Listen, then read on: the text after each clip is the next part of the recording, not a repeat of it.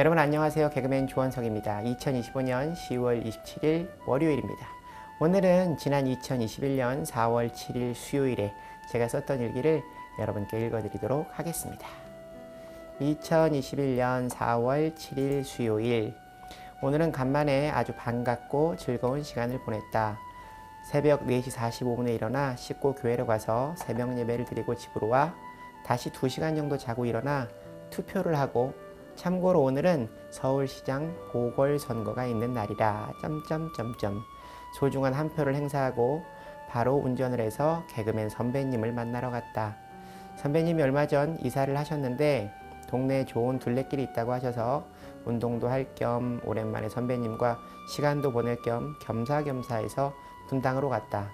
11시 40분에 만나 12시부터 산행을 시작해서 5시가 다 되도록 걸었다. 중간에 도시락도 먹고 즐거운 한때를 보냈다. 그냥 헤어지기가 아쉬워 야외에 테이블이 있는 편의점에서 선배님은 맥주를 한잔 하시고 나는 음료를 마시며 2시간 정도 이런저런 추억 이야기를 하다 집으로 왔다. 집에 와서 씻고 지금 일기를 쓰고 있다. 퇴근 시간이라 차가 많이 막혀서 9시가 거의 다 되어 도착했다. 서둘러 오늘의 말씀을 정리하고 예수님의 산상수훈 말씀을 읽고 잠자리에 들려고 한다. 오늘 조건의 목사님께서 주신 하나님의 말씀은 요한복음 21장 1절부터 14절까지의 말씀이다. 오늘의 말씀은 예수님의 부활 이후 세 번째 제자들에게 나타나신 일을 기록하고 있다. 베드로가 바람잡이 역할을 해서 다른 제자들과 함께 다시 고기 잡는 어부가 되기 위해 디베랴 호수에 가 있는 모습을 기록하고 있다. 1절 말씀, 그 후에 예수께서 디베랴 호수에서 또 제자들에게 자기를 나타내셨으니 나타내신 일이 이러하니라. 그 후에란 예수님의 부활 이후를 말한다.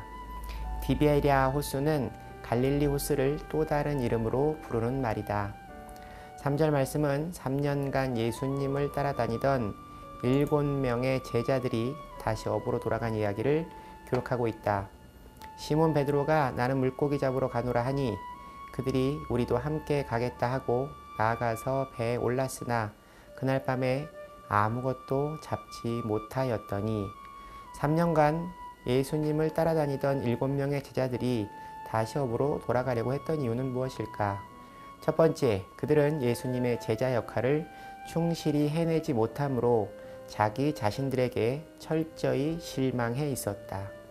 두 번째, 부활하신 예수님과 함께 고난을 받을 자신이 없기 때문이었다. 그러나 다시 어부가 되겠다고 떠난 그들은 고기를 잡지 못한다. 요한복음 15장 말씀, 예수님의 포도나무 비유의 말씀처럼 예수님을 떠나서는 아무것도 할 수 없다. 하나님을 떠나 세상으로 가서 잘 되는 것은 축복이 아니라 저주다. 후에 남는 것은 허무함과 노쇠함 뿐이다. 나는 이 점을 잘 알고 있다. 예수님께서는 실패와 낙담, 패배, 좌절과 시리의 자리에 다가오신다. 6절 말씀, 이르시되 그물을 배 오른편에 던지라. 그리하면 잡으리라 하시니 이에 던졌더니 물고기가 많아 그 물을 들 수 없더라. 이 말씀은 누가복음 5장 말씀에 깊은 데로 가서 그물을 내려 물고기를 잡으라 하신 말씀과 일맥상통한다. 바로 예수님께로의 순종을 의미하는 것이다. 오른편에 던지라는 말씀은 하나님의 방법을 의미한다. 11절 말씀, 시몬 베드로가 올라가서 그물을 육지에 끌어올리니 가득히 찬 큰 물고기가 153마리라. 이같이 많으나 그물이 찢어지지 아니하였더라. 언젠가 주일 예배 때 모나미 153 볼펜에 관련된 간증을 들은 기억이 나는데 오늘도 짧게 모나미 송삼석 사장님의 간증을 들려주셨다. 153이란 숫자는 여러 가지 설이 있지만 크게는 인류 구원을 의미한다. 9절 말씀, 육지에 올라보니 숯불이 있는데 그 위에 생선이 놓였고 떡도 있더라. 예수님은 베드로에게 연상 기억법을 통해 그의 기억을 깨우고 계신다. 숯불은 불을 쬐며 멀찌감치 예수님을 바라보던 베드로의 모습을, 그리고 생선은 오병이어의 기억을 깨우고 계시는 것이다. 요즘 주시는 예수님의 부활 이후의 사건의 말씀이 참 재미있다. 그리고 은혜도 된다. 그리고 이후 다시 나타나신 예수님을 만난 제자들이 모두 복음을 전하다 순교했다는 사실은 사실 좀 두렵기도 하다.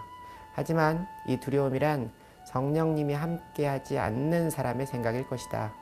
예수님을 믿는다는 것, 그분의 제자가 된다는 것은 어쩌면 고난을 기쁨으로 살아내는 일인지 모른다. 예수님을 믿음으로 세상에서 잘 살고 편하게 살기를 바라는 나는 어쩌면 예수님께서 십자가의 고난을 당하시기 전 예수님의 능력을 등에 업고 한 자리 차지하려고 하던 그 제자들 같은 믿음으로 이 세상을 살고 있는지 모른다. 나 개인적으로 예수님께서 부활하셨다는 가장 확실한 증거는 부활을 목격한 그 제자들의 순교라 생각한다. 십자가 사건 이전에 제자들의 배신, 그리고 십자가에 달리사 고통스럽게 세상을 떠나신 이후에 부활의 영광, 이게 끝이 아니다. 진짜는 그 제자들이 모두 예수님처럼 자신을 복음의 밑거름으로 사용했다는 것이다. 나는 진짜 예수님의 제자가 되기를 원하는가? 생각이 많아지는 밤이다. 오늘 일기를 다시 읽으며 문득 이런 생각을 합니다. 예수님의 제자가 되지 않으면 예수님을 따랐던 수많은 무리 중 한 사람이 되는 것이고, 그 무리들은 예수님을 십자가에 못 박으라고 외쳤던 어리석고 패역한 사람들이었습니다.